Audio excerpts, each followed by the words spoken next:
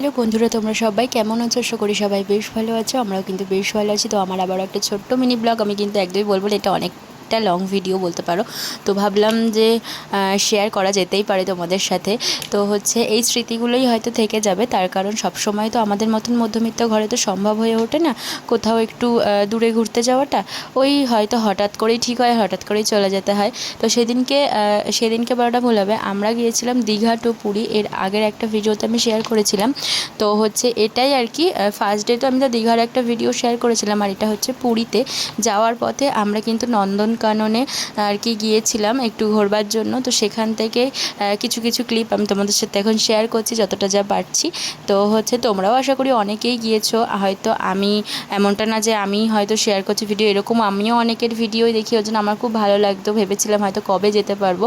তো যাই হোক, অবশেষে আমাদেরও সেই মানে সৌভাগ্যটা হয়েছে। জগন্নাথদেব আমাদেরও কাছে হয়তো টেনেছিল, তার জন্য আমরাও যেতে পেরেছিলাম। হঠাৎ করে একদম একটা ছোট্ট প্ল্যানে আমরা চলে গিয়েছিলাম কিন্তু পুরীতে ঘুরতে।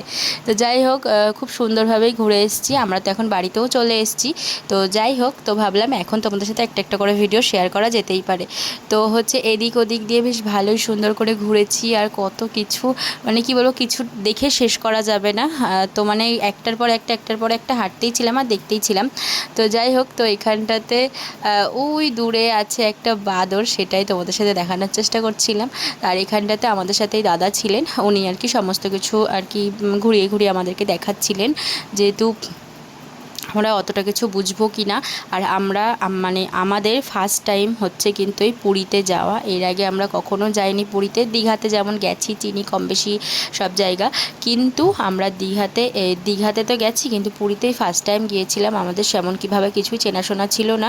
আর আমরা যেই দাদাদের সাথে গিয়েছিলাম, সেই দাদা যতটা পেরেছে আমাদেরকে ঘুরিয়েছে এদিক ওদিক। আর তার সাথে আমরা যতটুকুনি পেরেছি ততটুকুনি ঘোরবার চেষ্টা করেছি। আর যা কিছু ঘুরতে হবে সমস্তটাই দিনের বেলাতে ঘোরাঘুরি যা। তো মানে কি বলবো, রোদে গরমে একটু কষ্ট হয়েছে ঠিকই, কিন্তু সত্যিই খুব সুন্দর ঘুরেছি, খুব মজা করেছি। মানে কি বলবো। আর এখানটাতে ওই যে জিনিসটা আমি ভীষণ ভয় পাই সেটা হচ্ছে সাপ। আর এখানে আমার বৌদির নাটক দেখো তোমরা, ও এরকমটাই করতে থাকি আমরা যেখানেই যাই না কেন। ও ছবি তুলছে আর আমি এদিকে ভিডিও করে নিয়েছি। আর এইটাকে কি যেন একটা বেশ বলে, যাই হোক আমার এখন সম্ভবত মনে পড়ছে না। তো মানে এটা ওটা সাপ অনেক দেখেছি, যেটাতে আমি ভীষণ ভয় পাই। আর কুমিরটা এমনভাবে শুয়ে রয়েছে যেন মনে হচ্ছে ও আর বেঁচে নেই, ও একদম আর কি গেছে অন্য জায়গায় চলে। তো যাই হোক, এখান থেকে আমিও একটু হেঁটে চলে ঢং করে নিলাম। তারপরে মানে ভেতরে আমরা একটা গাড়ি নিয়ে নিয়েছিলাম, কারণ আমাদের সাথে বাচ্চা ছিল একটা ছোট, সাথে আমার পায়ের অবস্থা খুব খারাপ ছিল, পায়ে যেহেতু ব্যথা ছিল আমি হাঁটতে পারতাম না। তার জন্যই কিন্তু একটা গাড়ি করে নেওয়া হয়েছিল, যাতে আমাদের যতটুকুনি গাড়ি করে ঘোরা যায় ঘুরিয়েছে, তার সাথে আমরা কিন্তু হেঁটেও ঘুরেছি। এই যে দেখতেই পাচ্ছ সমস্ত রকমের পশু পাখি, ভীষণ ভালো লাগে দেখতে। আর হচ্ছে আমি আমাদের কলকাতার চিড়িয়াখানায় এখনও অবধি যেতে পারিনি, কিন্তু হ্যাঁ এর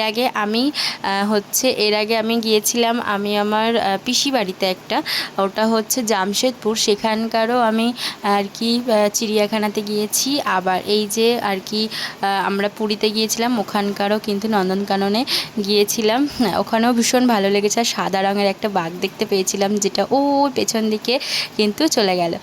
হচ্ছে বাঘ দেখতে ভীষণ ভালো লাগে। আর শুভ ভিডিও করছিল, একটা বাঘ তো পুরো সামনেই চলে এসেছিলো বলতে পারো, বেশ ভালো লাগছিল। তো চলো আজকের এই ভিডিওটা এই অবধি, দেখা হবে নেক্সট কোনো ভিডিওর সাথে। টাটা।